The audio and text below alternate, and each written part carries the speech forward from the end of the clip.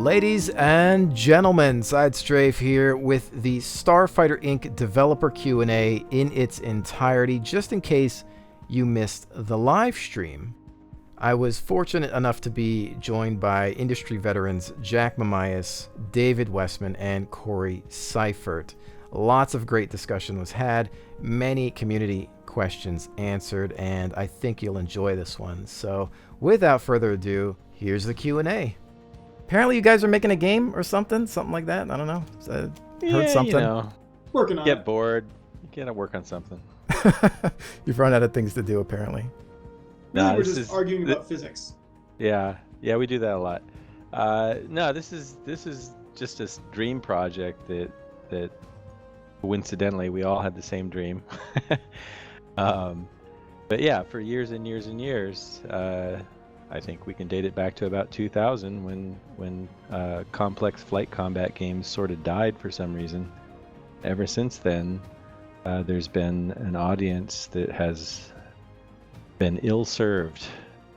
You're we all looking to love bring it those back. kind of games. Yeah, it's coming back. You can see we're one of a couple of dozen space combat games, but we think we bring something unique to the table, and we hope that we can convince enough people to support us and prove it.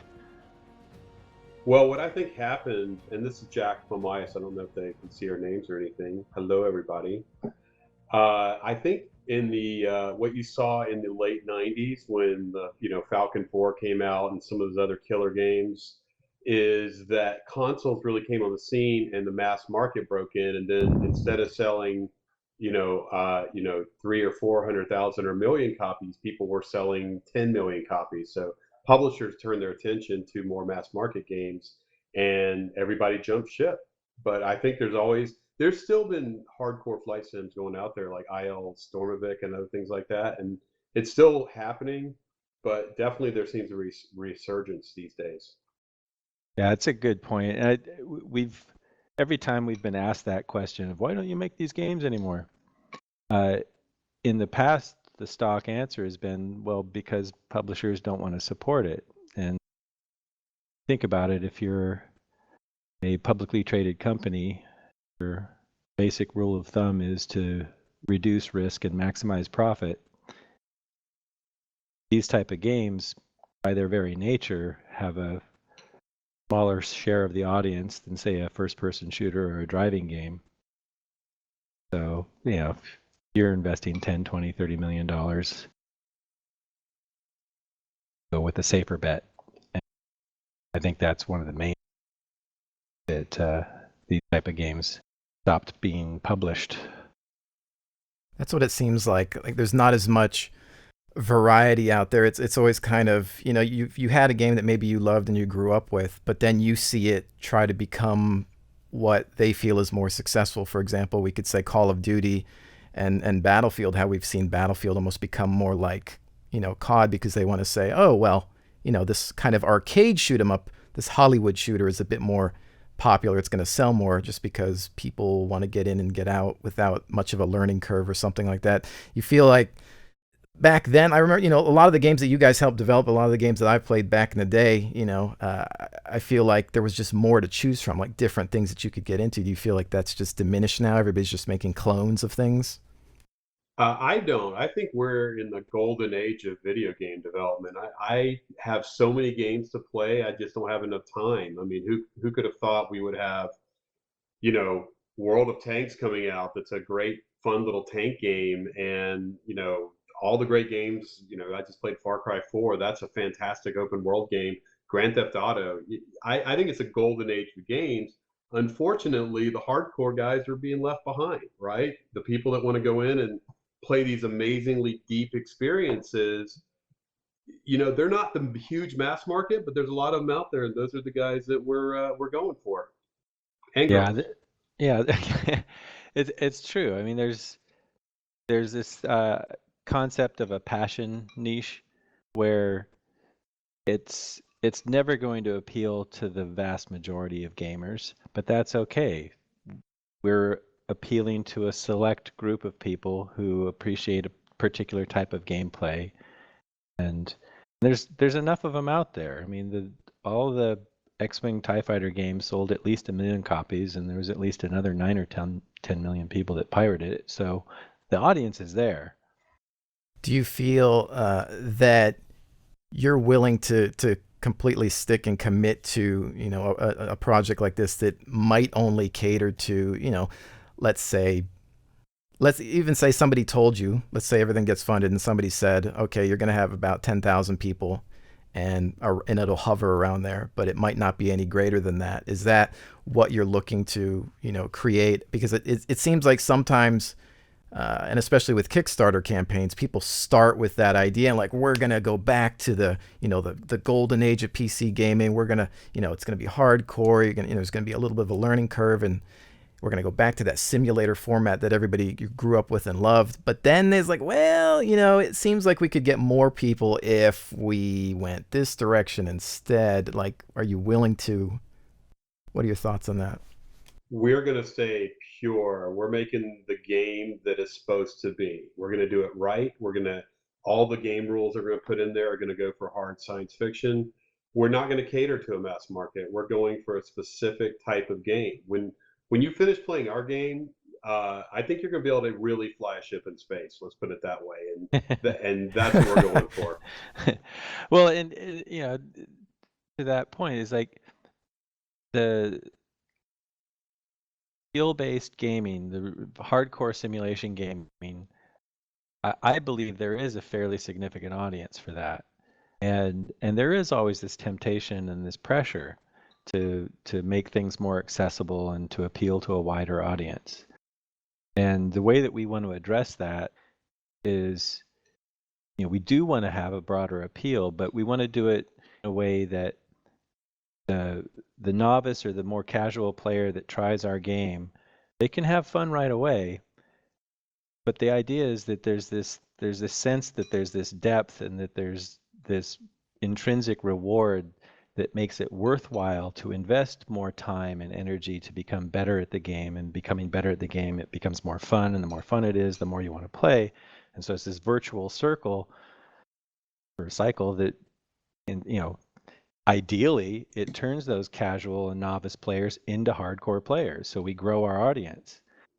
So we don't want to shut people out. We want to invite them in, but we also want them to recognize that if you want to run with the big dogs, you know, you have to commit. And, you know, so things like, you know, we've had a lot of questions on our Kickstarter campaign about how we're going to handle various control options, and we are going to support mouse and keyboard. But really, it's, if you want the full experience, you should invest in the flight stick and the HOTAS, and you know, step up. Approach this as seriously as it deserves to be. It's like, you want to be a starfighter pilot, well then you should equip yourself. And a VR input device too is really going to be helpful in this game. Yeah. So if I could jump in from the cold-hearted producer standpoint. Hi, I'm Coray. I'm the executive producer on the project. And to Dave's point, you know, each of his games sold 1 million copies, and that was a market that was 10 years ago a lot smaller than now. So there's a big opportunity just in terms of player count and in terms of the capital that those players are bringing to the table. The other thing to think about is that it's a saturated market. Like Jack said, right? We're in a renaissance of games. There's so many damn good games out there, and they're so long that people have a lot to play. So if you want to capture that any meaningful piece of that bigger market, you really have to differentiate. And the way that we're going to differentiate from the Star Citizens and the Elites of the world, which are great, great games, you know, those are mass market games, right? Those are games that are made for lots of people to enjoy, and that's awesome. And we're going to enjoy them too, right? But our game is different. Our game is going to be the most awesome hardcore space shooter out there. And I think a lot of people have asked, what does World of Tanks mean? World of Tanks means Counter-Strike, right? And people are trying to figure what that is. And what we were trying to say with that is, if you remember the first time you played Counter-Strike, and we know there's a lot of you out there, it took a little bit of time before you really understood what was going on. You turn the corner and you're dead, right? And you say, okay, I'm dead, and and this is a game. What is this, crazy?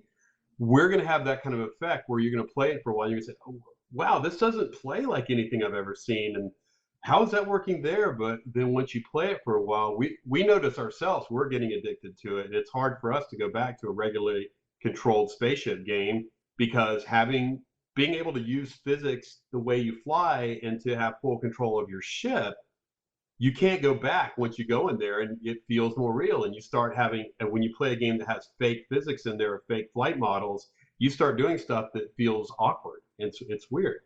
But that's the whole thing we're doing is trying to give a new feeling, but still maintain the depth of the old games, which we all miss. Do you feel that a lot of games these days, because before you were talking about how you want to invite even casual gamers in, do you think it has a lot to do with what I guess a lot of developers call the new player experience, and perhaps maybe accessibility of UI functions, things like that? Do you feel that maybe some devs just do a bad job of maybe explaining how to get into things, or maybe just create something that feels clunky or convoluted in a way that it scares people away at first? It's fucking hard. Excuse my language. No worries. Was that French? David, this is the internet. Keep it clean. One of the most humbling experiences of my career was going to a focus test in which I was not allowed to speak, but I was allowed to observe players trying Bloodwake for the first time. I hate those. And yeah, it's like, how are you not getting this? It's so obvious. Ah! But yeah, it teaches you. It's like, okay, what you thought was obvious, Mr. Developer, not so obvious. Try again. And the UI design is a huge challenge, and that's something that we're going to devote an incredible amount of energy to, getting the control scheme right, getting the UI, all the HUD elements right. And we've set ourselves up with a nice challenge because we're going to have everything from a kind of a standard HUD to helmet-mounted display with augmented reality projections, and we have to scale all that. But it's something we take really seriously, and we're going to try our best to nail it. And we're going to have an ease of entry into the game. So there's going to be a single-player tutorial that's going to really teach people the real basics of flying a ship, and then here's some targets to go shoot. Here's a little navigation exercise. And we're going to let people play on that and get used to it, have fun with that until they enter the real world, which is, our multiplayer game that you're going in, you're playing other people. So when you first get in, you're going to have plenty of time to get a feel for it. And by the time you go through the training and stuff, you're going to be itching to play against other people because we're going to teach you how to do all the basic things, and you'll be very clear on that before leaving the tutorial. Yeah, I have to say, going back to TIE Fighter, the tutorial missions were my responsibility, and my baseline assumption was that the player not only had no experience with flight combat games, but really had no experience at all playing games. And so I, tried to design the tutorials to hold your hand, walk you through it, and get you to that feeling of, oh, I can do this. This isn't so hard. Yeah, I worked on all the tutorials were usually under my direct supervision too, on all the way back to Mech 2 Ghost Bear's Legacy and Mercenaries. We had really hardcore on the job sort of tutorials, but we made them fun too. They just weren't boring tutorials, and they didn't seem like tutorials. They seemed like basic gameplay. Same thing on Crysis and Far Cry. We had to teach people how to use the open world, and that's kind of daunting when you get to an area that really you can figure out whatever you want to. So we had to teach people how to pick their own goals and things like that. So I think Dave and I are both very accomplished at easing people into the core gameplay experience. Yeah, I do believe that kind of stuff is incredibly important. I mean, so many times do you see maybe even a live streamer or a YouTuber, they create a video or do a stream and they jump into this brand new game and they're just absolutely lost. There's some titles out there that they have great core gameplay, but they don't really do a good job of just easing you into it. And it's funny because there's a lot of games out there that are fantastic if you would just take a little bit more time, but it's you kind of, how do you get the attention of somebody that might just be super impatient? How do you go after that person that's going to get bored if they're not blowing stuff up in the first 10 minutes? How do you kind of just like reel them in? You know, it's It's yeah, I know what you're talking about. When Bloodwake came out, I was frequently on the forums, and I remember this one guy just really kind of slamming the game, and it felt to me that he was one of those people who was impatient and hadn't really given it a chance, and so I engaged him and just basically asked him, "Hey, give it a second chance. You know, it's going to take you 15, 20, 30 minutes to really start to feel like you're mastering the controls, but I guarantee if you get to that point, you'll find it worthwhile." Came back a week later and said, "This is now my second favorite game after Halo." Mission accomplished, right? So yeah, and that's another big part of this is that the community is so important, and we've got an amazing response already, and the listening to people and making sure that they know that they're being heard is so critical to success nowadays. And we feel that this is a game that we can make that is going to be really different, but that we think people will embrace, and that they'll be really excited about how it's different, and that it's worth a little extra effort to develop the skills and be able to be good at the game. There was a not recent, but a few months ago, I believe, an individual at a publisher I shall not name stated that they thought that games were still too difficult, and that they needed to be easier for people to get into. Yeah, similar response from me. Yeah, I was on a panel once, and yeah, I will not name the publisher, but the guy from that company was making the case for a single common denominator difficulty setting, and I was just like, "What?" It's like, why wouldn't you have different difficulty settings? It's not that hard to implement, and it really came down just counting pennies. It's like, well, that's going to cost us extra money to play test and balance all those different difficulty levels. And Well, so, they're okay, right. so That's no, it's true, they're but corporations. That's what they do. They yeah. make profit. That's why we said corporations is like the evil overlords of our story, and we're gonna be working to bring them down. So maybe we can we can work that into the story as we're going against some of those people. Oh, That being said, they do, like Dave said earlier. They've got a board. They have a board, so to them, they're not selling dreams. They're not selling imagination. They're selling widgets, right? They have to. yeah. This thing costs this much, and it has to go out for that much. Of course, they're going to go for the common denominator, and of course, that's why we're trying not to do it with a publisher, so we don't have to answer to a board. We want to answer to our fans.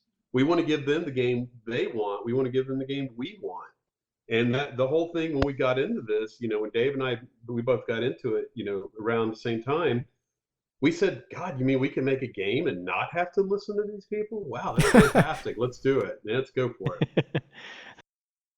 Yeah, it's we all have experience teaching, and kind of one of the sad things that we have to teach our students is that in all likelihood they will never get to work on their ideas.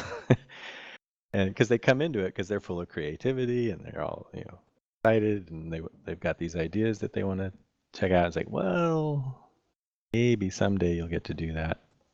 But then that's the other thing about what's so awesome about the present day situation with the digital downloads and crowdfunding is that you can now sidestep the traditional channel, appeal directly to fans, and if there's enough of them out there, then you're gold. You can make the game that you always wanted to make, and that there's an audience for it, and everybody's happy.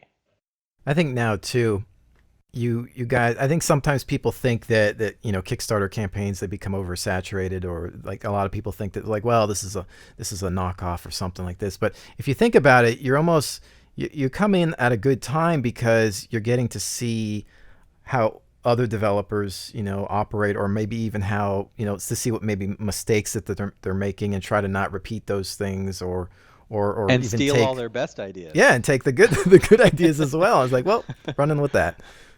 No, we are all incredibly impressed with Star Citizen and Elite Dangerous, and there's a lot of things that we really admire about what they're doing, and we hope that we can achieve similar levels of success in those areas. But you're right that there's this perception, and we've seen it in some of the comments about our game. Oh, we're riding on Star Citizen's coattails. It's like, no.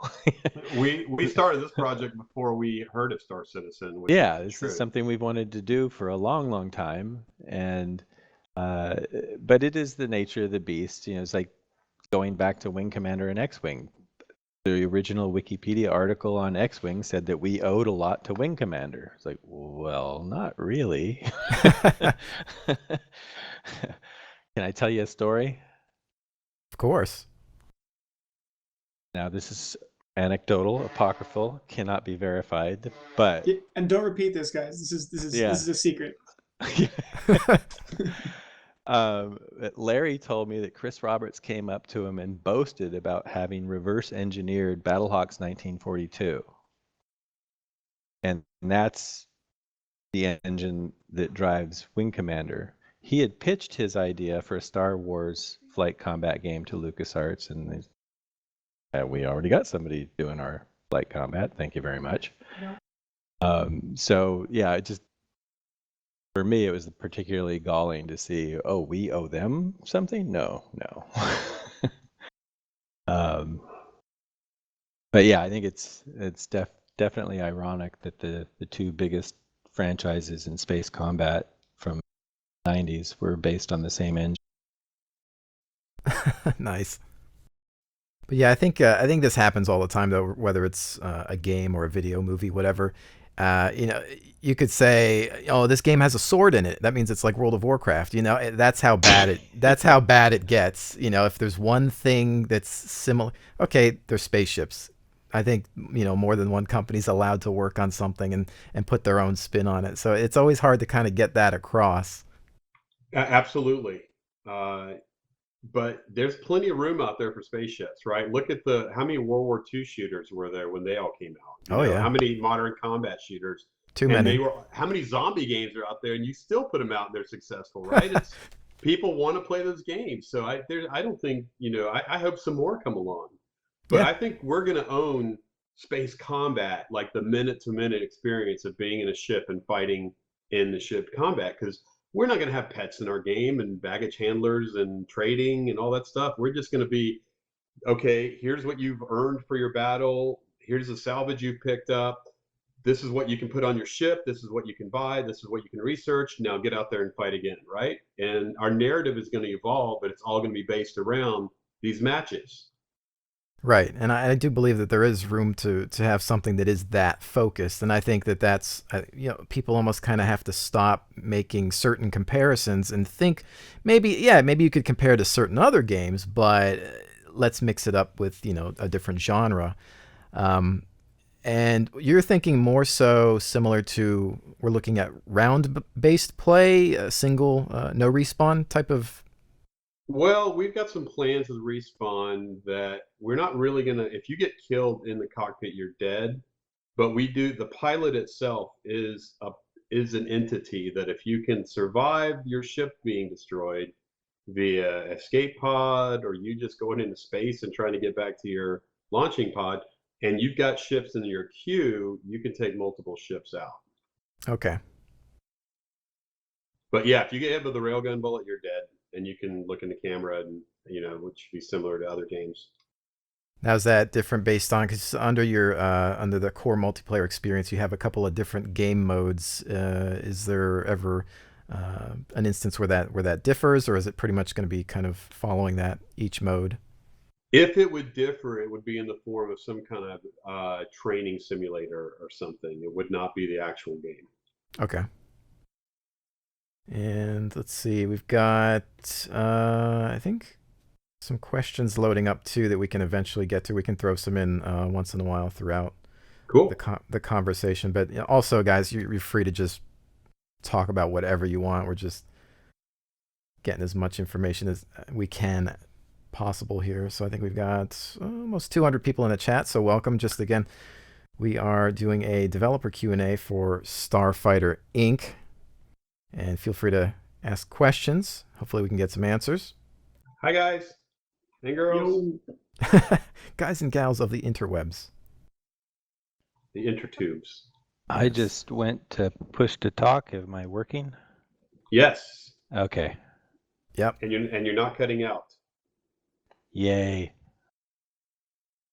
I told him to do that. You guys are welcome. I'm a Now, TeamSpeak Fantastic. master. I'm a TeamSpeak master from my old World War Tank clan days. There you go. Yeah, I just had to reinstall it today, so it's been a while. Speaking of those other games too, like what would you say maybe current and even past inspirations as far as things that you really like and say today, hey, we could do that better, or Well, for me, definitely X-Wing. Yeah, I have to X-Wing. say it because I was a broke guy in my first job out of college, and a friend of mine showed me his new 386 DX33 or whatever it was, and he said, "Look at this game I have. It's called X-Wing." And I saw it, and I immediately went and took a loan out and bought a computer and bought X-Wing. So because I had to own a computer, to play that game. It was just so amazing. It still to me is the perfect translation of a franchise. I don't think you can get any better than, okay, now we're going to do a hardcore simulator in the Star Wars universe. Everybody loved Star Wars in those days. Today, who knows?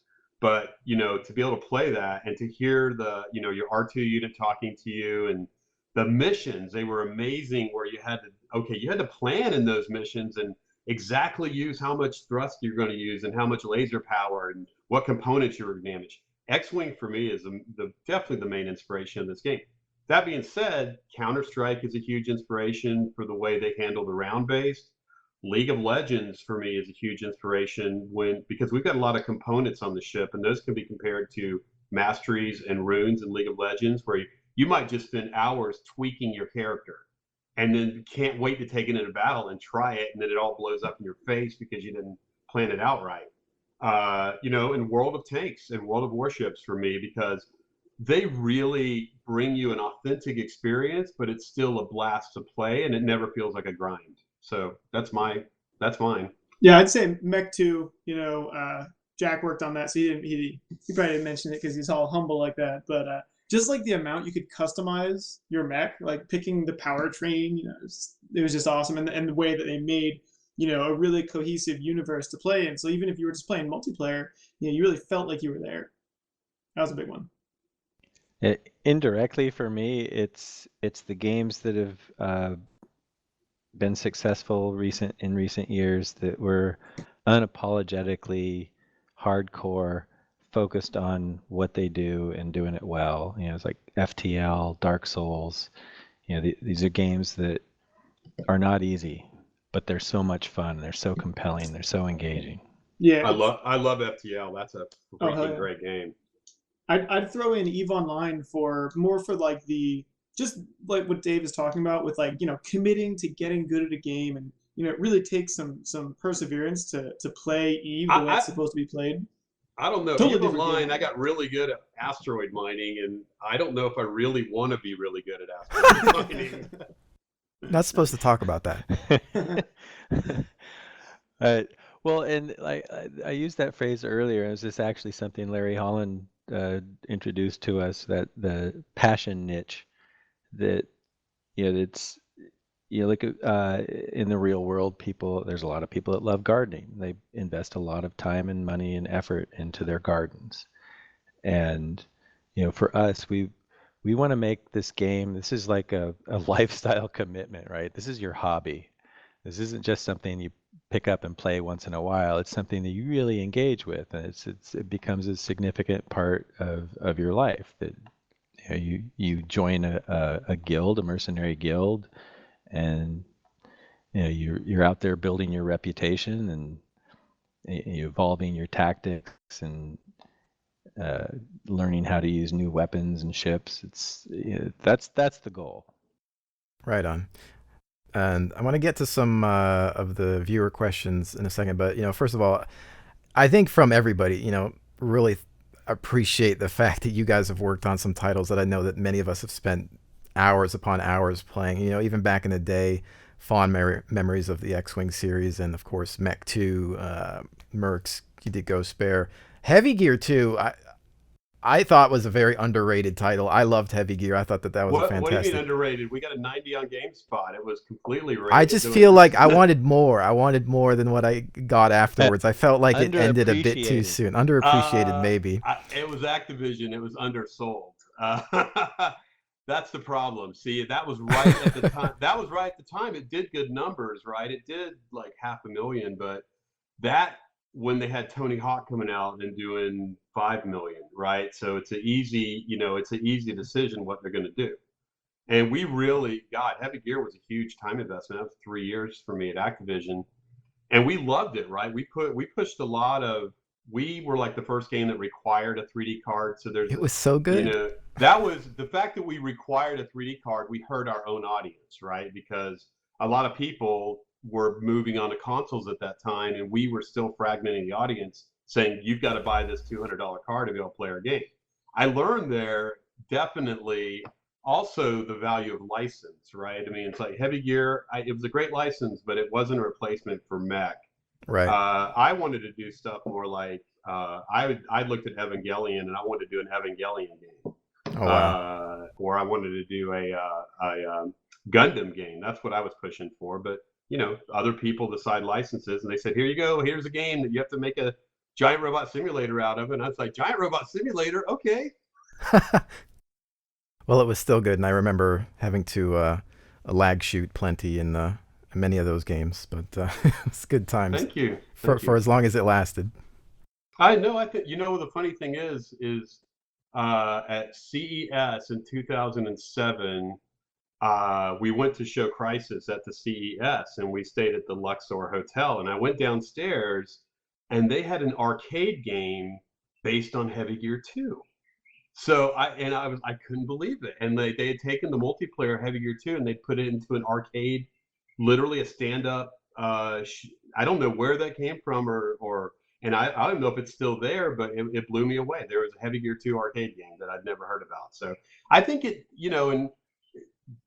we did a lot of good stuff there. I learned a lot, and I know all the team members who I worked with have gone on to do amazing games. Like they're all like lead designers and lead programmers on various things. So I think Heavy Gear 2 did good, and I think it was a fitting capstone to the giant robot universe that Activision did.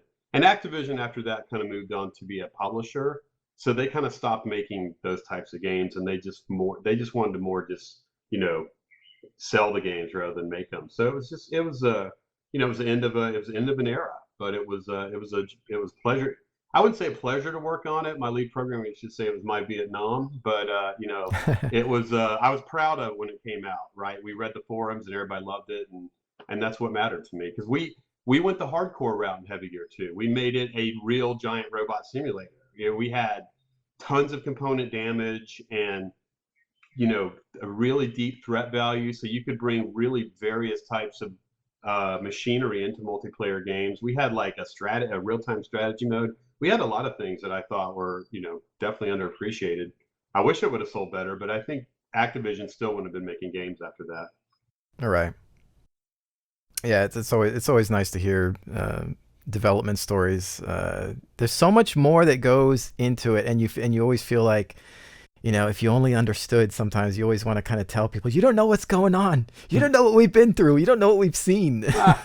Yeah, but we've got a job that's way. I mean, I have friends who have jobs like lawyers and doctors. I love my job. Well, I'm a professor now. I teach game design, but I love my job working with games way more than they love their job working with like feet that are messed up or something, right? So, or like dealing with criminals, right? So yeah, everybody's got to work, and I certainly like what I do on a day-to-day basis, so I can't really complain that hard. But I was going to say about Heavy Gear, I worked as a creative director on Heavy Gear Assault. So there's some guys that did a crowdfunding thing, and they're resurrecting it, and they're like alpha or beta now on Heavy Gear Assault. So if you want to you might want to check that out because it's definitely carrying a lot of that. It's based more on the arena combat, but definitely they're bringing a lot of the stuff, and it looks amazing. It's an Unreal 4. It looks great. I'll have to keep an eye on it. I'll miss that north versus south though, but yeah, me too. All right, let me go ahead and throw some questions in here before I get lynched. So I'm gonna do one from Drag UK. And how close are you going to stay to your vision? I backed Elite for a lot of money, and all was well up until close to release, and then they really dumbed it down due to the form wine. I don't mind backing you now, but since that experience, I'm pretty dubious about doing so. And we kind of touched upon this, but well, I'm sort of the main vision holder, so I'll go for that. And it's a good question, right? I mean, you're sold a bill of goods, and then the developers start working on it, and they find out their programmers come and say, "Oh, by the way, that thing you said that everybody was going to do, nobody's going to be able to do that ever in any game. So don't get excited about doing that." I can tell you this: when I work on a design document, my design documents usually hit 90%. Like Heavy Gear 2 was almost 1-to-1 with the design document. Uh, Far Cry really didn't have much of a design document, but Crysis design document, it was so close. It's basically the same game. So I know on my side, when I get a vision, I stick to it, and I stick to it hard. Yeah, I think going back to sort of the cold hard facts, right? If you look at the business that we're getting into, if we don't differentiate, we die, right? There's no way we can go toe to toe with Star Citizen at this point, right? So the only way we're going to be able to make a successful game and have a really great experience is if we differentiate. And the way we're going to differentiate, like Jack just said, is by following our vision of a hardcore space shooter. Does that answer your question? hopefully, I think that should satisfy Drake. Okay. Thanks, Drake. Next one we got Re281. Are we going to get to fly through mazes as pilot training again, like in the original X-Wing? God, I think Wessman must have dropped off because I know he'd be answering this. Oh no! Oh, there he is. Okay, there he is. Wessman. What kind of mazes are we talking about, Wes? TBD. It's personally, I liked all of the mazes that we did, so we should definitely have something, maybe a combination of what you've seen in the past. But yeah, it's a great way to train you to maneuver through tight spots. We could do some really interesting things because we're actually using Newtonian physics. So it's not just point your ship and fly straight, right? You're strafing, you're tumbling. Yeah, you can do a lot of pretty wild stuff there. Right on. So an advanced version. Yeah. I've got let's see. Attila, will there be any single player in Starfighter, or is it only going to be PvP? And I believe that this is a stretch goal, a long-term stretch goal, or a high-tier stretch goal, I should say. Dave, you want to answer this? Yeah, sure. Yeah. So actually, let me back up a little bit and clarify something that has to do with our pitch that we've referenced X-Wing. That series is something that we are following, sort of the spiritual successor to. And what we meant by that was the core gameplay mechanics, which is dogfighting in space. And we realize belatedly that a lot of people interpret that to mean, oh, single player story-driven campaign, which is what a lot of people really, really loved about those games. We loved that about those games. All of the games that we've all worked on had very compelling single-player storylines. We know how hard that is to do and how expensive it is to do. And so when we launched this Kickstarter, first and foremost, we love multiplayer. We think it's a great gameplay experience. And just being realistic and pragmatic, we're pretty confident that we can raise the money that will support a multiplayer experience. if we were to come out with a campaign that was targeting the single player story driven campaign, as you can see in our stretch goals, that's a lot bigger target to hit. And we weren't that confident that we could hit that high of a target. So we want to build on what we know we can do, and based on the support of the community and what they tell us that they really want, we're going to do our best to satisfy that. But it is going to cost some money. Yeah, but you know what? I'll add, Dave. I bet our tutorial is going to be like an hour of gameplay, and it'll be better than anything else out there. So. That's what I like to hear. Yeah, that's why I love working with Jack. All right, let's see. Next up, got Drag UK once more. The biggest problem in X-Wing vs. TIE Fighter, he says, I was top 10 worldwide in ladder at one point, is that they all ended up in head-on jousts. The sense of dogfighting was not there. What are you doing to enable the feeling of dogfighting in space instead of it all turning into a joust? That's a good question. I think one thing that's going to really help is a lot of our gameplay is centered around really interesting game modes that aren't just head to head, free for all, team slayer, whatever. Those are obviously core game modes, but we have a lot of really interesting and different game modes and gameplay scenarios that are going to put players into interesting situations that aren't just, hey, go shoot at that guy, right? I think one of the things that made X-Wing and the mech games great was that you weren't just going into a field of battle and killing everybody, right? It was get to this point, escort this ship here, now get over to that point, intercept those fighters, now blow that thing up, and then get to the extraction point, right? It was sort of a really interesting battle space that was a lot more dynamic than some games that just go for straight team deathmatch. Yeah. Corey's hitting right on the head. And plus, it's all about map design, and it's all about objectives in multiplayer. So if you have an objective that you have to get closer to a ship, like we have one objective where we can pilot a ship that can load troops on to another ship and attack it to try to take the ship rather than destroy it. You've got to go slow to be able to land on a ship. So when you're going slow and you've got some escorts going with you, there is dogfighting happening, but it's dogfighting on a scale where you've got such control over your ship. It doesn't look like World War II airplanes. It looks like some kind of, it's a whole new thing that you've never even seen. As we've been playing with and getting better at the game ourselves, we've got people that are so good, you just can't believe the things they are doing in the game. It's a dogfighting on a level never seen before. Yeah, and I just want to point out that, separate from the level design and mission objectives, when you boil it down to here's two fighter craft with roughly comparable performance characteristics and two pilots with basically equal skills, and they're in deep space, there is no terrain, it does tend to devolve into that kind of circumstance. There's no way of getting around that.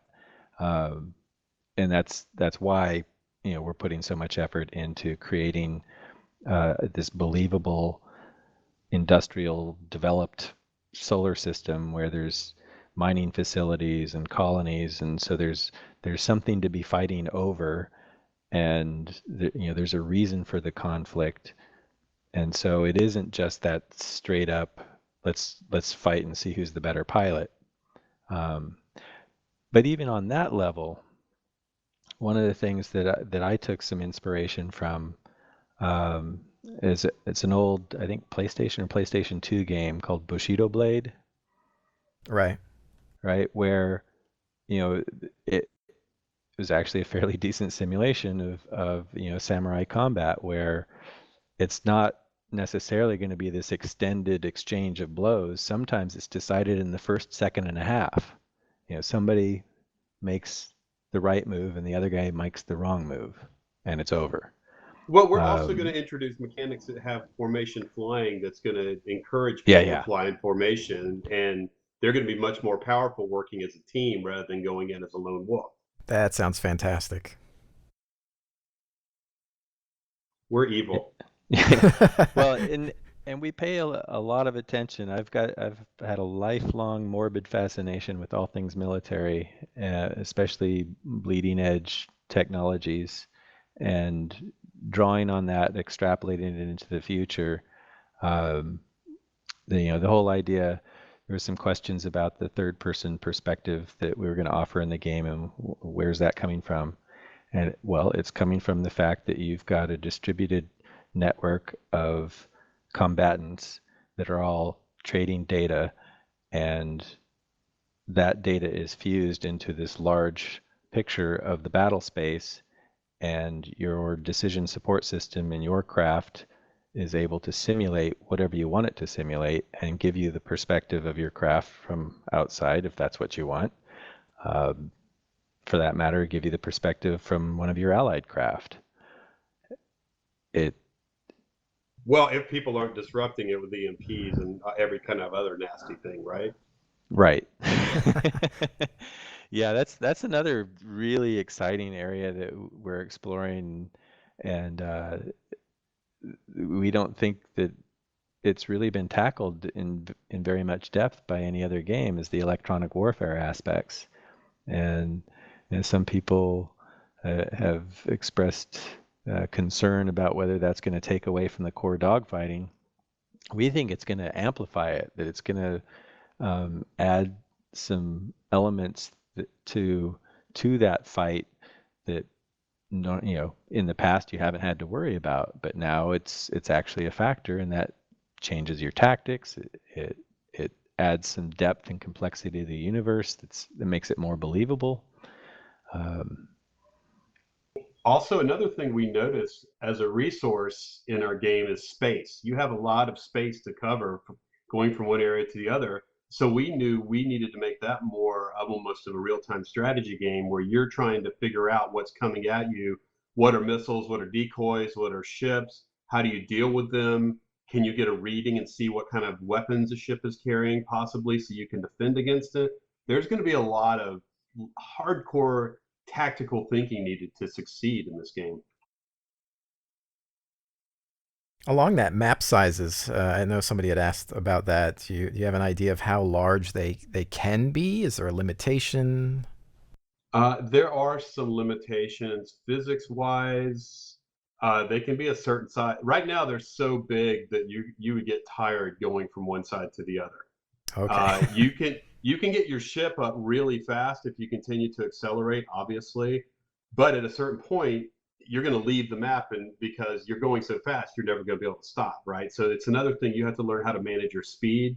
And those who manage their speed properly and keep it into manageable spaces where their weapons are effective, because you can go so fast in your ship, you can outrun your missiles, right? And you can do all kinds of things. So there, you have to keep that in mind while you're playing. How well are you going to control your craft? The people that are the best players on our team right now, they barely use any fuel to go anywhere, but they are moving around super fast on the map because they know how to get in a trajectory, and they're planning their assaults. It's the most amazing thing I've ever seen. They're kicking my butt because I burn everything, right? I'm going right into it and just trying to, bulldoze people. But definitely I'm learning that people with finesse are starting to control the battlefield. It's very interesting. It's interesting to hear that you are taking all of those little things into account. I think you're impressing the chat. They're getting excited the more you're talking about it. So there is things like having to manage your fuel and whatnot. And well, on our ships, there's two things. I'm sorry, Dave. You take this one. I've been running my mouth. Go ahead. No, I was just gonna say, because I'm pedantic and OCD, it's not fuel, it's propellant. He's correct. I call it fuel because I'm a mercenary. So here we go again. Yeah, most of the ships have nuclear engines powering them, and for the duration of the mission, you're never going to run out of fuel for your nuclear reactor. Propellant, what you shoot out the back to make you go forward, that's the thing that you have to watch how quickly you expend it.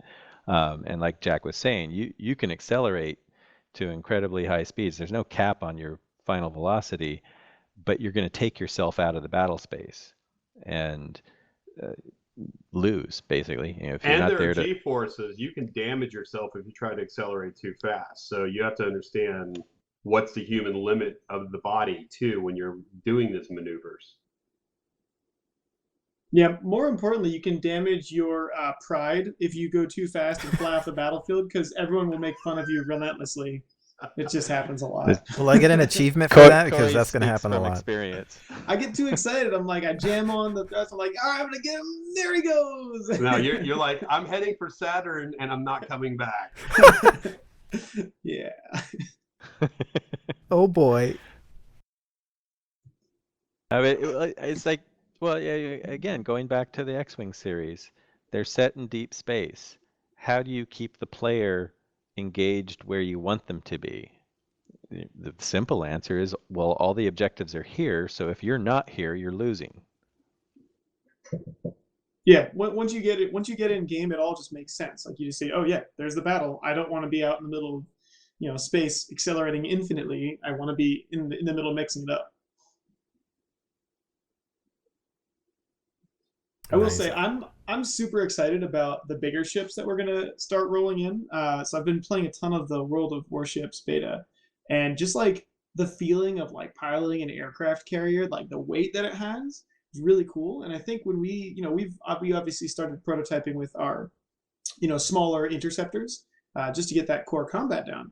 But I'm excited to see what happens when we start rolling in like the big gunships and the big assault transports, where to really get underway, you gotta thrust for quite a bit, and you really have to have almost like a predictive sense of control. Like you're looking at this carrier you're trying to land on or you're trying to board, say, okay, in about 30 seconds I'm going to have to start decelerating really quickly, and then it's less twitch and more tactical, maybe a little bit more strategic, and for me that's super interesting. So I think it's going to be very interesting to see people on both ends of the spectrum having a good time playing the game. Hey, that's a stretch goal. That's like the 700 one, isn't it? Oh, we're hitting that stretch goal. Oh yeah. Right on. Let's see. I think speaking of like larger vessels and things like that, me and my buddy Bombadil, we always talk about our love for wanting to multi-crew stuff, and we don't even know what sometimes the other person would do, but we always remember playing like Red Orchestra and being in a tank, and the driver gunner coordination. We just Totally. A lot of people hate it, but I love it. I think it's so great. Dude, We've had multi-crew from the beginning. Mm-hmm. I have had so many people describe how they actually played X-Wing, which was one guy on the joystick and another guy on the keyboard as the Totally. R2-D2 unit. That's Totally. great. And we actually had a Millennium Falcon game in development, and that was going to feature multi-crewed craft. We just couldn't make it work over the internet. It only worked on the land, so we dropped it. Oh, wow. But yeah, it's absolutely multi-crewed craft are fun. We had multi-crewed in fact, craft in Crysis. the project that Jack and I met to work on was going to be up to 4 players Air Cavalry. in the same craft. Yeah, Air Cavalry. It was a covert operations helicopter game. So there's going to be a pilot, a couple of door gunners, and the other guy. Yeah, a couple of us worked on a game called Frontlines Fuel of War, which in the multiplayer had these big old assault transports, which I think was 4 gunners and a pilot. And the pilot could call out targets. And that was, in my opinion, the most fun part of the game, because you got that real like crew feeling, Flight of the Valkyries, and it was pretty awesome. That's good. I think people are going to really like that part of the game. Absolutely. Nice. For me, definitely one of the first games I played and loved was F-15 Strike Eagle 3. Over modem, you could have a guy piloting the ship, and the second guy was in the back seat as a wizzo working the weapons, right? And those weapons, you had to focus on those things to make them work, right? They did not work if you were flying the ship. So we're going to have a lot of that. One of our first ships that we're doing is called an assault transport. That's planned to have 3 turrets on there, all player controlled at the same time. So we're going to have a lot of stuff like that.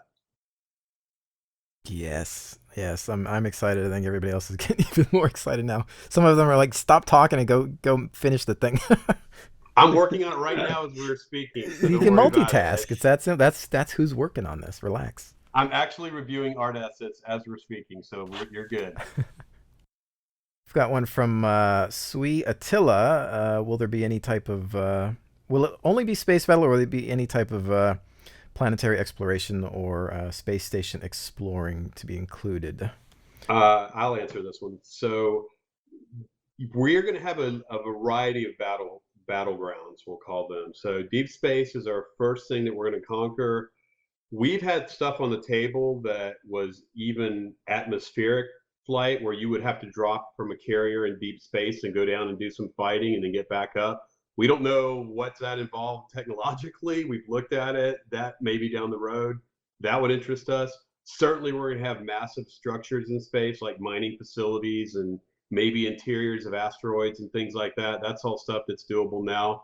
So there's going to be a wide variety. It's not just going to be space. It's going to be, definitely a lot of different structures and maybe even going close to some gas giants and doing things and moons and asteroids. There's so much to do in space. We're just going to not be limited to what we can do. Right on. I know you had also mentioned, you were talking about the boarding actions. Now, is that an AI mechanic, like you're dropping off AI to board something, or is... No, it's just a time mechanic where you as a pilot, you're going to have to land. You're going to have to not get killed and connect your ship to a capital ship, and then you're going to have to stay there. And as long as you're there, your Marines can damage. So kind of like ship. Homeworld. Yeah, I don't remember how Homeworld did it. I'll have to go back. You pretty much you send your boarding frigate to connect with the ship you want to capture, and there's like a little bar that's ticking down to. And you have to pretty much kill it. That's all you're going to see. I mean, we might see a map of things happening, of maybe a digital recreation of seeing different sections of the carrier being captured and things like that in our multifunction display. But we're not going to be on a Marine crew. Even though the game always is in the perspective of the pilot, our first-person experience will only be flying the ship or getting zero gravity back to the carrier. There will be no fighting. You will not be pulling a pistol out and fighting a spaceship in our game. Yeah, most of that status of the boarding action is going to be communicated to you via voiceover. So you'll hear, all right, we're approaching the bridge. All right, breaching. You'll hear some of the combat noise in the background over just standard radio, and that'll kind of that. I think that's gonna be a big part of how you know what's going on. Immersion is good. Yeah. I love audio immersion. Theater of the mind. That's right. Nice. Let's see. I'm not sure about this name. Kegais_GL. Sorry about that, but what are the choices like for ships? I saw it read that we had some input on choosing ship parts, but does that affect design or feel of the ship? If I would rather fly something like an X-Wing or Raptor instead of an A-Wing, can I? All you, Dave. Shoot. There's going to be a number of different craft. There's going to be a number of different components that will allow you to modify the craft.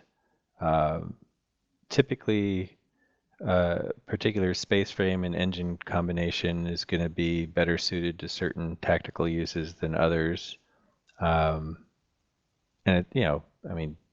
it's sort of analogous to any RPG game where you pick a particular class and it kind of channels what you do with that character as you develop it. But that said, you're not going to be limited to just one ship. As you progress in the game, you should be able to swap craft or basically build a stable of craft and have a number of ships to choose from. I think players will be able to tailor their experience and customize their ships to be exactly what they want them to be, and to suit their play style. Totally. I think one thing that's interesting too, if you look at the size relationship of these ships, the Shrike, which is sort of the main ship we're showcasing right now, is tiny, right? So it's basically about the size of a VW Beetle. Yeah, it's a cockpit and an engine and some sensors. And that's about it, right? But then when you get to some of the bigger ships, it's not like the difference between an A-wing and a Y-wing, which is maybe 2x, right? It's more analogous to our assault transports, which are the biggest sort of fighter level ships are going to be probably the size, I don't know, of a Corellian Corvette, like much, much bigger than these little fighters, which is going to be really interesting for gameplay. Hey, can we use Star Trek references and not Star Wars references, please? Whoa, Thank whoa. you. But whoa. I I'm think the we Trek should use fan. Battlestar Galactica references. You guys can. I only know the size relationships of Star Wars, so. there has to be a universal standard.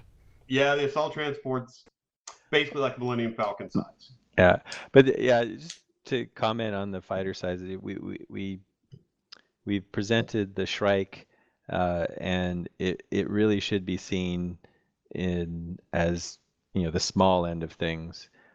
And this was based on our own extrapolating technology. And if you go from fighters in 1916 to fighters in 2016, there's quite a difference in size and power. And so if we extrapolate that forward into the future, you could imagine even a single seat fighter craft being considerably larger than today's biggest fighters. Absolutely. The heavy fighter we've got designed is massive. The cockpit's so small on that thing. You look like you're sitting on this huge structure, and it's just going to be a muscle machine. Sounds fantastic. Let's see. Team Geo. Are we going to have full customizable controller and joystick support instead of just presets? Nothing worse than flying the way I'm guessing maybe a dev wants. Yeah, they'll be fully customizable. All the games I've worked on, all the controls are always fully customizable. And we put presets in there for people who don't want to mess with it. So if you want some quick ones, we'll give some basic ones. But you'll be able to really go nuts on it. Nice. So a full suite of options for those that are really just wanting to just dig into the settings. I noticed there's obviously a lot of different types of controls and HOTAS setups out there that sometimes it's hard because they only work with a certain joysticks only work with a certain preset, and it's difficult because that's another investment for somebody, and they want to be able to customize if it's not just going to work right off the bat. Well, we're a small developer now. I'm not guaranteeing we're going to work on every single controller out there. Whatever we get, we're going to test on. I know we've had like Logitech send us some sticks, and a few other companies are giving us some devices to test on. We're going to test on those. So if those companies support us, we're going to support them. Nice. Yeah, that's the really nice thing about this kind of game, is that the companies that build the hardware that is for this type of game are very eager to work with us. And so, we are ecstatically happy to work with them. And it makes it better for everybody. And you really can't dictate an optimal setup. Whatever you think is great, somebody else is going to have a different opinion. And so you have to allow customization. This one we touched on a little bit, but Bribe Guntails asked, will there be hard speed limits in ships like Elite Dangerous, or will there be free reign over velocities, such as huge open combat zones which support high velocity jousting, and small combat zones within station wrecks that require finer, lower velocities to navigate the facility interiors while dogfighting? Well, physics would dictate that there is no speed limit. As long as you continue to thrust, your speed will increase. If that takes you out of the battle space, that's your fault. I think we've had it up to like 1,200 meters a second so far. And then we leave the battlefield pretty quick. Yeah, I mean, it's funny. There's a lot of questions about this, but once you start playing, it becomes very obvious, right? You either, like Jack was saying, like you sort of gently thrust around the battlefield. Well, that sounded kind of sexy. You carefully move around the battlefield, or you're just tumbling through space, right? Wow, that was a good one. Well, we notice the more people play the game, the better and more tightly controlled and more dogfight like the game is. So when people are first getting into it, it's like, oh yeah, here's a joust. This guy's passing me. Meow. Hello. Maybe I'll hit you with a railgun bullet. Maybe my nuke will get you. probably nothing's going to happen because you're both going so fast. But when you actually have to go do something in the mission and you have to like, okay, now I need to go destroy that anti ship weapon. I need to move in a little closer and get a gun on it. Now all of a sudden you start seeing people dogfighting, right? Like, I mean, we were playing in the Strike the other night, and me and the lead programmer Ken literally almost bumped into each other in space. And so I was like, oh my god. I love it wasn't a match between you two where one of you decided to be sneaky and basically hide behind an asteroid. I'm always hiding behind asteroids. So I'm the asteroid hider, man. The ultimate. But it backfired on you, and Ken came around. He did a strafing maneuver and just took you out in a second. Yeah, he's really good. I have to check his controls. He's really he does some stuff that I'm not able to do yet. So. Hacks. I'm calling hacks already. Let's see, Lightning Dragon 79. So his example is the back half of your ship gets blown off, meaning you have a good damage engine. Can you live to fight again? Okay, so here's what we're gonna do on that.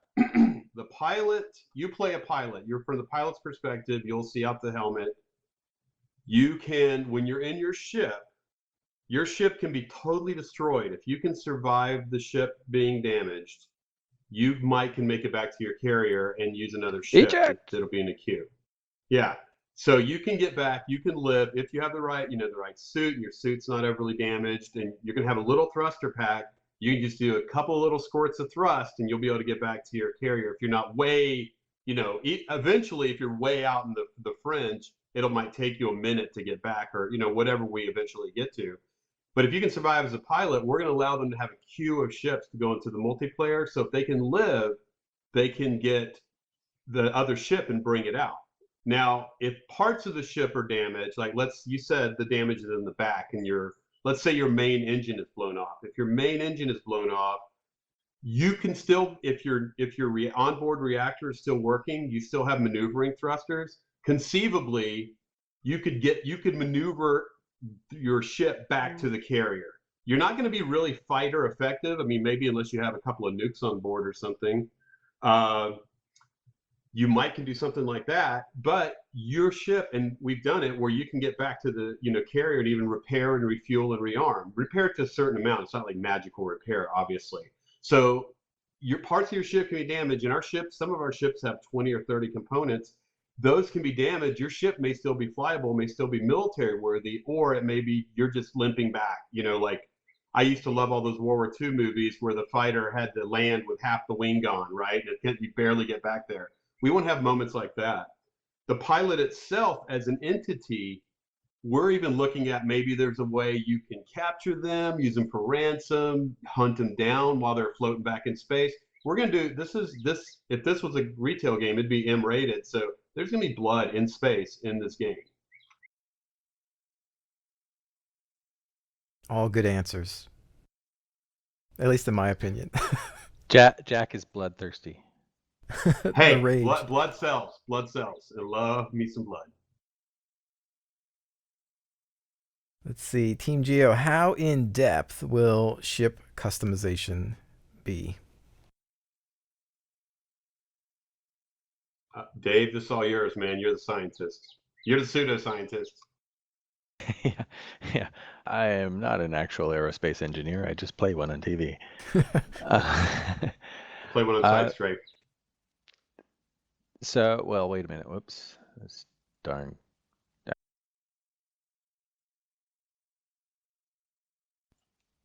I'm having trouble with my push to talk opening windows on top of the things I want to look at.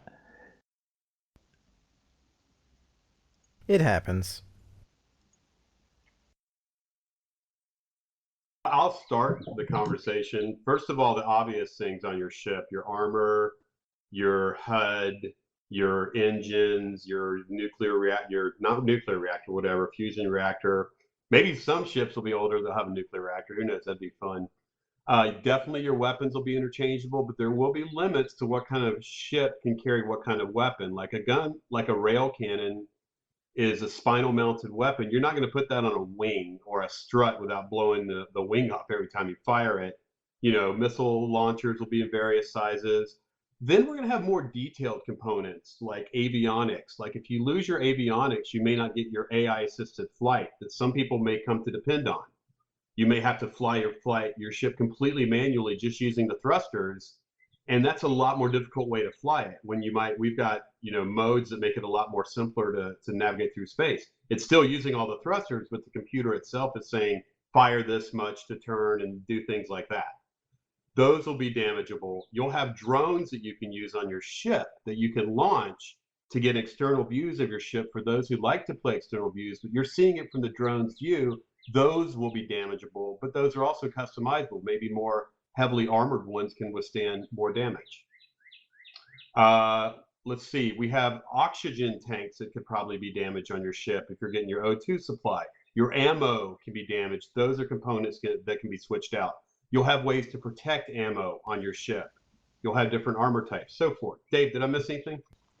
Yeah, we just had a discussion yesterday about exploding panels, and You can tell them that funny story. yeah, we were talking about very standard sci-fi trope. We've all seen Star Trek where control panels are exploding all over the place, and there's actually a rational, real world explanation for that, but it's been addressed as sensible people would. It's like, well, what can we do to reduce the risk of exploding control panels? And so there are industry standards, and you can buy explosion-proof control panels. And so we were talking about Crazy Jack's Emporium for used spacecraft, where some equipment may be missing. I just want to get that Star Trek, the old series effect when the console blows and all the sparks fly in your face, right? I love that. So but it comes down. It's a customization aspect, right? If you really can't afford a very good ship, and you want to put your money into a better engine or better weapons, and you're willing to sacrifice on those explosion-proof control panels, well, that's an option. Hey, it'll be weight, right? You might get a couple of extra railgun flechettes. It's all about the trade-off. Blue screening interfaces, or Absolutely, yeah. The very early on ship's when we were computer talking crash. about the decision support system, described it internally as it's your Jarvis or your R2D2, and so it's this sophisticated system that's taking all of this sensor data and communications from other ships, and it's giving you this picture of the battlefield that includes not just the augmented reality of putting VR tags on things outside your craft, but giving you audio feedback. Like when you played X-Wing and you heard a TIE fighter, everybody understood that sound doesn't transmit through vacuum, but there's no reason why you wouldn't have a system that would simulate that, because after all, we are dealing with terrestrial monkey brains, and it helps. It helps you understand what's going on around you, and it all comes down to situational awareness. And so the systems should support your situational awareness as best they can, and that's another aspect of customization. How fancy and how powerful of a system do you have? And during combat, when that system takes damage and it starts to degrade, what does that look like? How does it affect your ability to understand the battle space and effectively fight your ship? Let's see, I think we'll do Uldogal, I think, has a question. The Kickstarter page mentions capital ships. What size are we talking about, and what possibilities? Is it like X3, Terran Conflict, X Series by Egosoft in general? I probably think we won't get beyond frigate size for the first push of the game if we reach that tier. Yeah, it's a good. I think earlier in text I said something like, "Oh, surely we'll be getting up to 2 to 3 kilometers in length." but yeah, I should qualify that. It kind of depends on what kind of funding levels we achieve. There's also Go ahead, Coray. Yeah, there's also a really interesting thing where, we're not getting into battles that are World War II style battles where it's 100 large ships, traveling in formation and then fighting another 100 large ships, right? It's much more of a single frigate or a single carrier supporting a large squadron of mercenary fighters, which when you're dealing with a size, conflict space as big as you are in this game, there's no way you could have a massive concentration of capital ships. So that's sort of one of the things that's really interesting to think about is if you place this in a hard science future where corporations have not infinite resources and long travel times, it is a combat space dominated by fighters, bombers and frigates or smaller sized ships. Guys, this will be my last question I can answer, unfortunately, but I just got a question from somebody who told me to define a frigate, and I'm going to use Star Trek terms. I'm going to say a frigate, it would be about the size of the Defiant on Deep Space Nine. So that'll be the last thing I say. Thank you all. It was a pleasure from my standpoint. I'm sure Dave and Coray are going to keep going, but I really enjoyed it, and I hope we do more of these. I'm up for it. Thanks, Jack, for being here, and thanks for, I think, everything in general. I think everybody's looking forward to what we've talked about so far. Bye. Later, bro. Bye. Later, Jack. Okay, so we got that one. Drake's got a question about servers. Lag can be a killer in these sorts of games. What are you looking at as far as that? Is that something that's hosted on your end? Is it something where people can buy servers or host their own? Or what kind of game is it? Coray, you want to take that one? Yes, that's it. That's an interesting question. I think one of the things. Oh, that was Jack disconnecting. Oh, sorry. Weird noises are happening. That's an interesting question. We obviously need dedicated servers to make a game like this possible. I think we need to get further into development, and we need to get close to sort of finalizing our tech stack to really give a solid answer on that. But I will say it's something we're thinking a lot about. It's something we're talking to a lot of people about in terms of partnering with some of the companies that we worked with on Homefront. And we hopefully will have some more information about that soon. Nice. Chiggy von Richthofen, Space Above and Beyond fan. Right on. Nice. Love that show. Sad to see it go. But anyways, forums these days are so toxic and intimidating. What will you do to take advantage of all of the feedback you can get from forums without allowing it to drive people away? Sure. So, I think part of it is there's like two things that we'd like to do when someone's angry about something. And it's usually either me or Dave, right? If we think that person will be happy to when they get a lot of information about science, then we send Dave. If we think that person just needs a hug, then they send me. And so, it's a combination of kill them with kindness and then, drown them in information. And so what's nice about this team is we have a lot of people from a lot of different backgrounds, right? I'm from a production background and, just kind of getting online and talking to people who are frustrated about the game. I've been that guy who's like, oh man, I can't believe they're not supporting hats in this game. I'm super pissed, right? And I've been there, right? And so he's got to break it down, explain, and a lot of times it's a lot of what's great about the forums is even if you have someone who's being a little toxic on a forum, they give you great feedback, right? You'll know very clearly what that person doesn't like about your game, and you can use that to make it better. And one of the things that's nice about our studio is we are a community driven studio, right?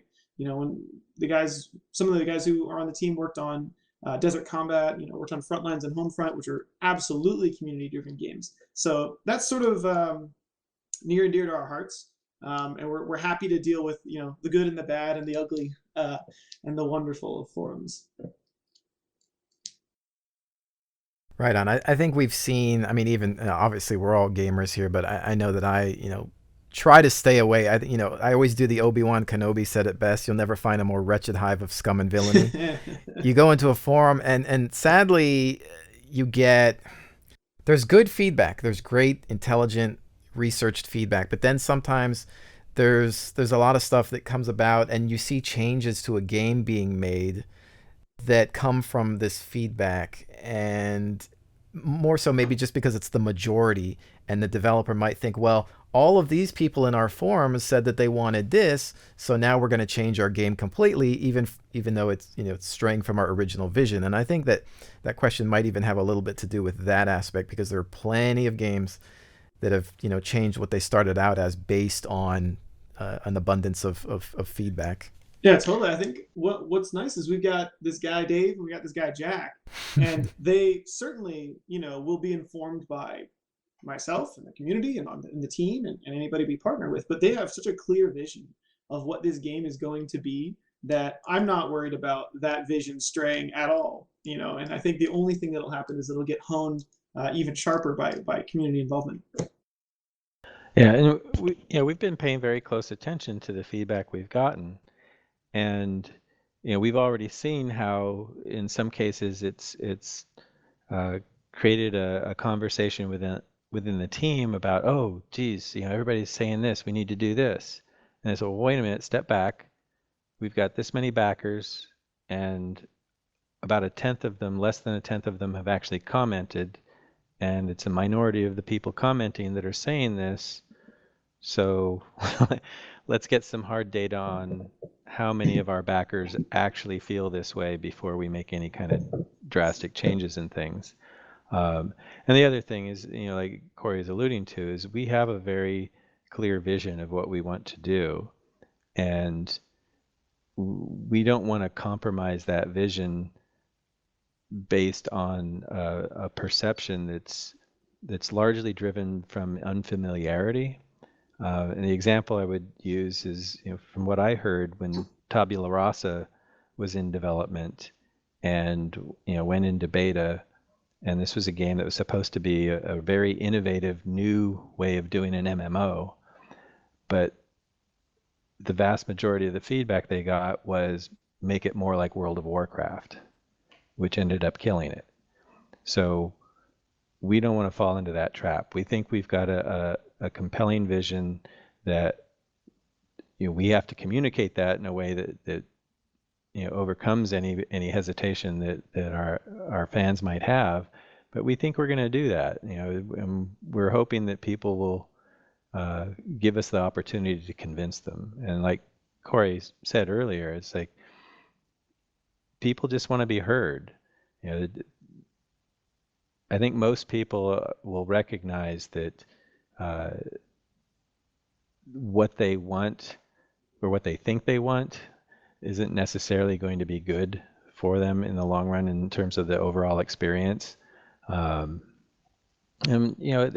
game design is iterative. We'll find out through playtest and feedback what works best, and we'll hone the best experience that we can create. Good answer there. I think it's more so just about it's I think that it is getting harder to find. I mean, obviously with the internet, back in the day it was like go buy a box and take it or leave it. But now there's so many ways to provide feedback, whether it's social media, Reddit, forums, whatever. I think maybe sometimes developers feel like they're under pressure, more pressure, just because people can deliver that type of feedback, and then it's not all bad, but sometimes I guess you just gotta. Oh, I can't wait for my first death threat because I changed the parameter on a railgun. What do you mean your first death threat? I threaten you all the time. That's true. I will say it's almost there's people who are kind of crazy in one direction and the other on the game design space where they'll say you have to listen to the numbers and everything else is baloney, right? Or you have to listen to your community and everything else is garbage, right? But really, the way that we look at it is, they're all really great points of view, right? You look at the forums, that's like your core sample, right? You look at your analytics, and that gives you the hard numbers, right? And then, very importantly, you look at, like, what does your gut say? What does your soul say? right? You have to take each of those into account, and I think Jack and Dave do a nice job of doing that. Right on. More of a simple question. Is there any, from Furry the Snake, will there be any sort of premium aspect to the game, I suppose, other than what's covered under the backing and Kickstarter? Have you spoken much about a flat rate price of the game, or? Yeah, I mean it's going to be a premium game, right? You pay for the game and then you have it, and then we're going to have DLC that you can buy or you don't have to buy it, right? We're not going to have like premium maps where you can't play certain playlists or whatever. We're not going to fragment our player base based on what kind of DLC they've purchased. But we want to make sure that this game is a conversation with our fans, right? And we say, all right, here's the game we made, right? Everybody plays it and says, what's missing? We really need hats, right? If people really want hats, we're gonna make hats happen, right? And you can go and you can buy the hats, and they're DLC hats. And have fun with hats, right? And that's sort of the model we want. There's another half of it, which is we want to give people free access to the game, like either a trial or some slice of multiplayer. Just because it's a lot more fun when you have tons and tons of people playing your game, and there's always every server is full, and there's always a lot of people to play with any time of day and night.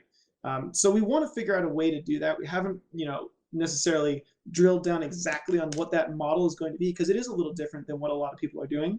But that's the general line of thinking we're on right now. Okay.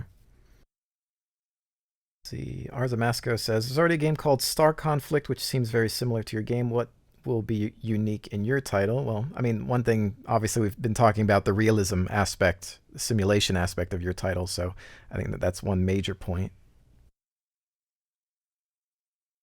I believe that's also a free-to-play by Gaijin, so I guess that's different too. Yeah. We took a look at Star Conflict, and it's a fun little game, but it's very arcadey, and yeah, I think that's sort of the obvious differentiator. Our game is much more hardcore simulator, and their game is a much more accessible arcadey shooter. Yeah, I mean, I think that you don't really have to go too much further than that. Let's see. By the way, ladies and gentlemen of the chat, I am just trying to kind of get to some of the questions that haven't already been answered in other questions. So if we're skipping some of yours, it's just because we've gotten a lot of those answers already. If you're just coming to the stream, then I will have a VOD up on the YouTube channel, and it'll be available on Twitch if you want to catch up on some of those answers.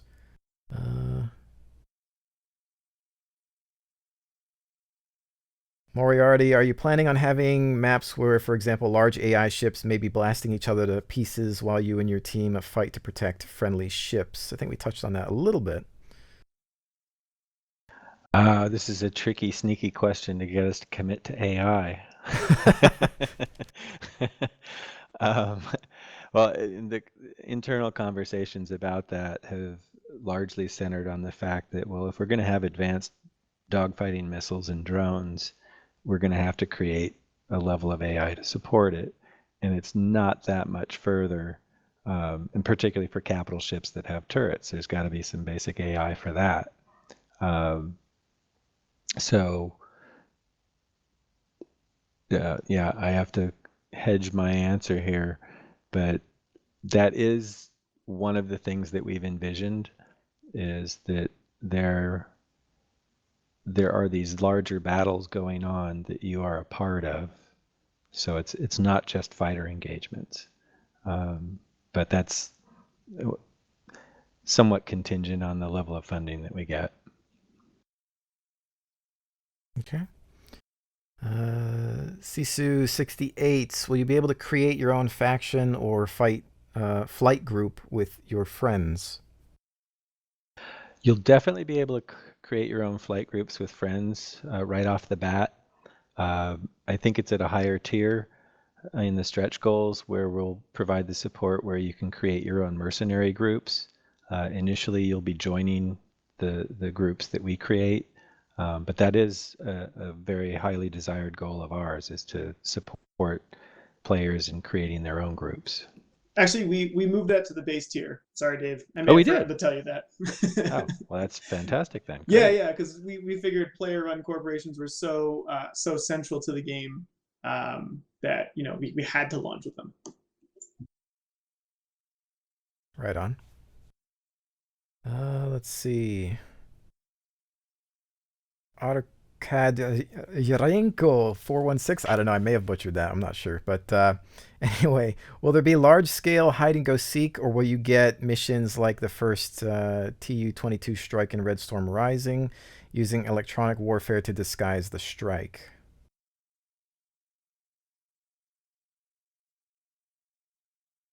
Dave, that is all you.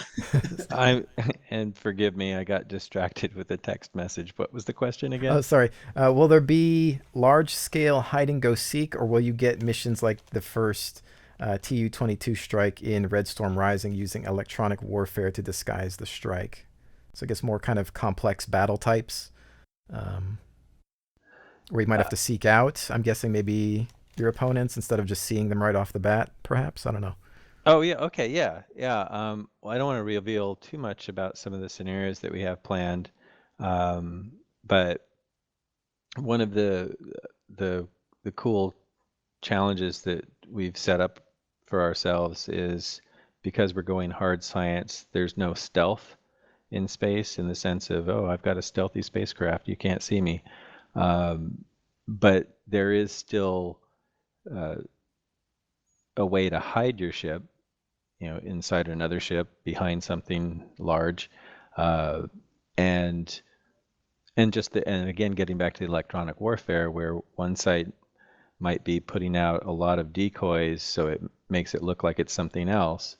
So there is going to be this sort of cat and mouse aspect to determining exactly what the situation is and where your enemy is and what's their disposition. Does that answer the question well enough? Trying to see if he's in chat to maybe. So while you're checking, I actually have, believe it or not, a meeting I have to go run to for Starfighter. But if there was one more question, maybe about story stuff, I'd love to talk about that a little bit. I do some writing from time to time on this here little game. Yeah, if I don't know if they want to maybe toss a story question to the front of the pile for me, because there are quite a few. I also want to ask how much time you guys have, so we can of course do more of this. I'm of course open to this. I think the viewers do appreciate the time that you have given us already amongst all. Yeah, this is super fun, man. This is awesome. Yeah, I mean, so it's really, I don't want to take up too much of your time, but I think I have negative 8 minutes. I'm good for at least another 10. Okay, so I'll try to get to some key questions here, and then we'll just start to wrap things up. Okay, there's a great one. So I'm sorry. Can I jump in on one I just saw? Go ahead. From Chigi van Riefthofen. So will the military have a role versus corporations and mercenaries, which is a great question. And sort of, I don't want to reveal too much about our backstory, but in our speculative future, the race to get off the planet is not won by governments, right? They are too slow, right? It takes too long, and they just did not, in our universe, pivot fast enough to get there. The people who got there were the big corporations that could make quick investments and do what they needed to be first on scene, right? So you actually have a relatively lawless frontier that's set up by large mercenary companies, corporate interests, and a military industrial complex that's not driven by nations or ideologies, but it's driven by profit. And what's cool about it is, when you get into the narrative details of this universe, it's really different, right? It's not the same old like good versus evil, big empire versus rebellion. Don't get me wrong, that's awesome. But there's that ground has been covered, and we're interested in trying to do something different and new. And we think that vector is really, really an interesting one to explore. Right on. Yeah, it's always good to hear about those extra details there too.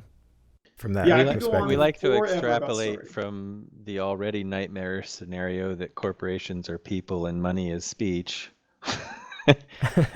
Let's take that further. So I have to drop off, but thanks for having me, brother. And anytime you want to do a deep dive on story, I think David and Jack and I have to kind of get our heads together, but we want to do a big drop of story content on the Kickstarter page. So maybe we'll throw that out there and we can chat about it more next time. Of course, always. Awesome. Well, thanks for having me, man, and great questions, everybody. Thanks for being here. All right, take care. Later, Coray. See you. All right, so maybe I'll just throw you a couple more. Let's see, I'm trying to pick through ones that maybe haven't already been answered in different ways. But, of course, if you have anything that you kind of want to get out there, because we are going to put out a VOD on the YouTube channel, so it's always going to be information that's going to exist. Is there anything that you definitely want people to know? Questions that you've maybe seen, things that you just have to just get out there to the public so that they can, once and for all understand what's going on? Or I think we've covered all of them so far. So like the hard hitting ones. Yeah, to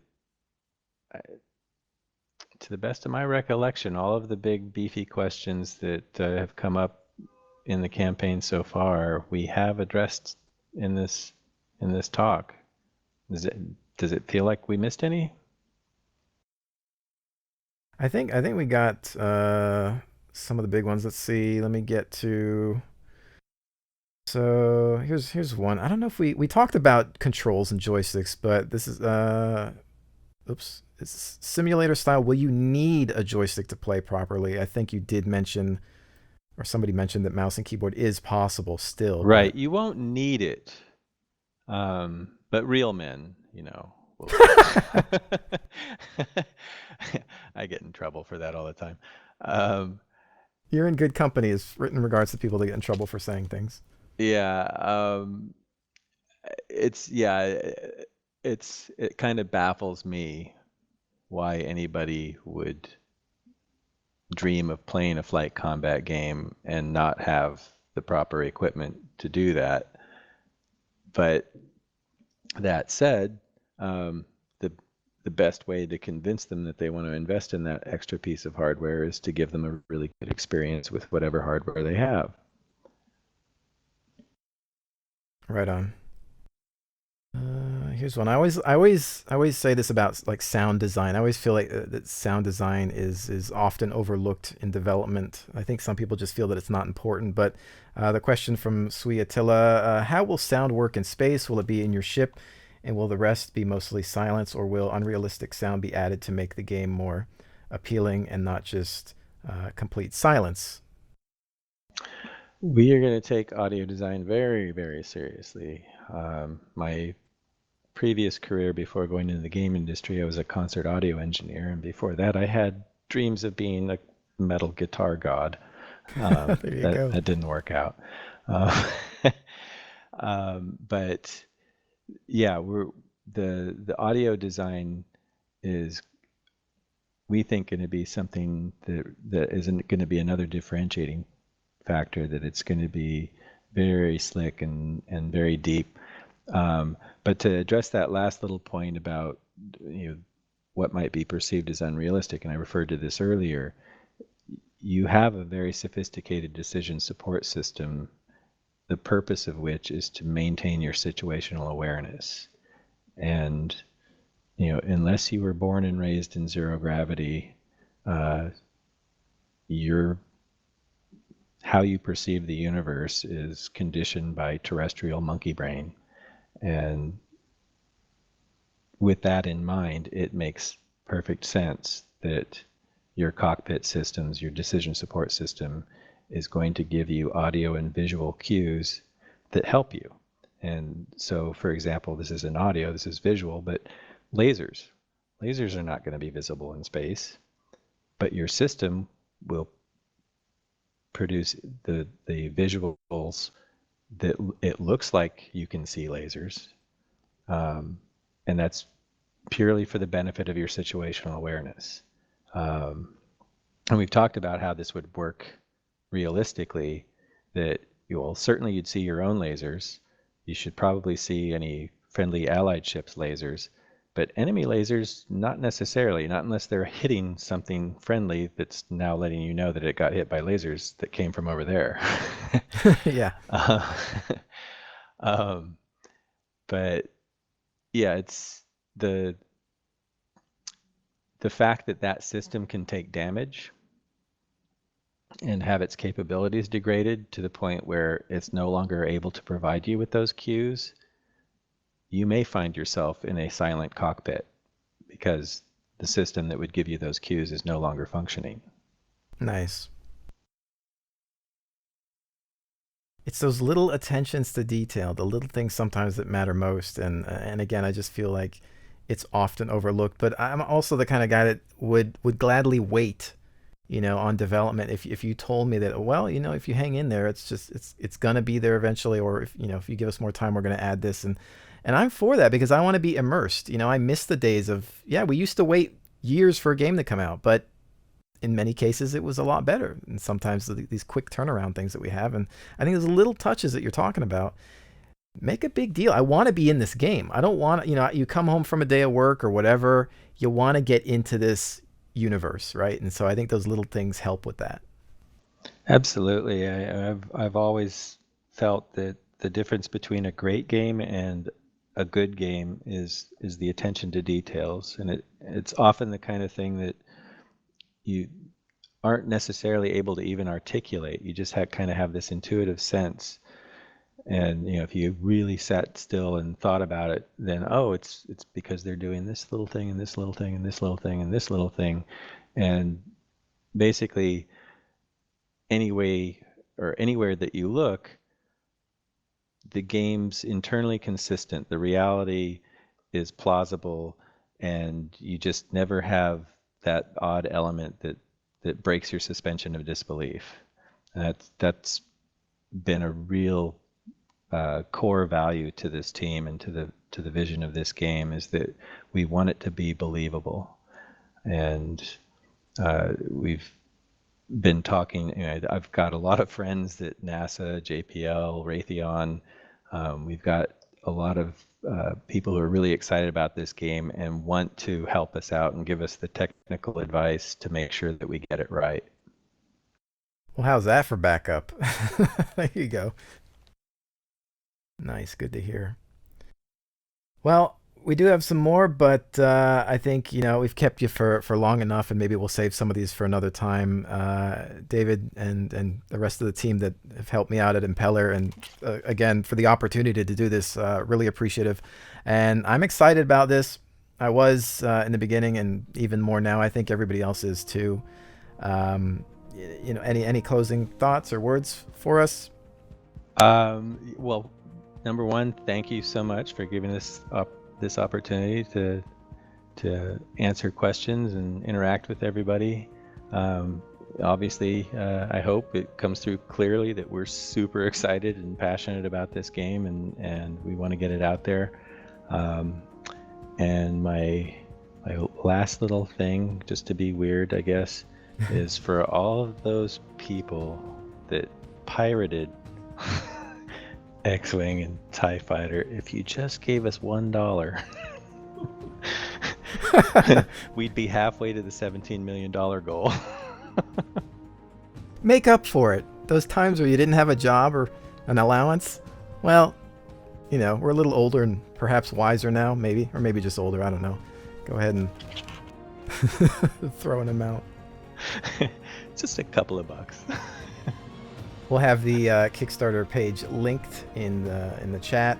Mods, if you can go ahead and do that. And okay, ladies and gentlemen, that's going to be it for today. Again, special thanks to everybody from Impeller Studios. Man, I can't wait. Let's do this again soon. I'm up for it. Always up for it. All right.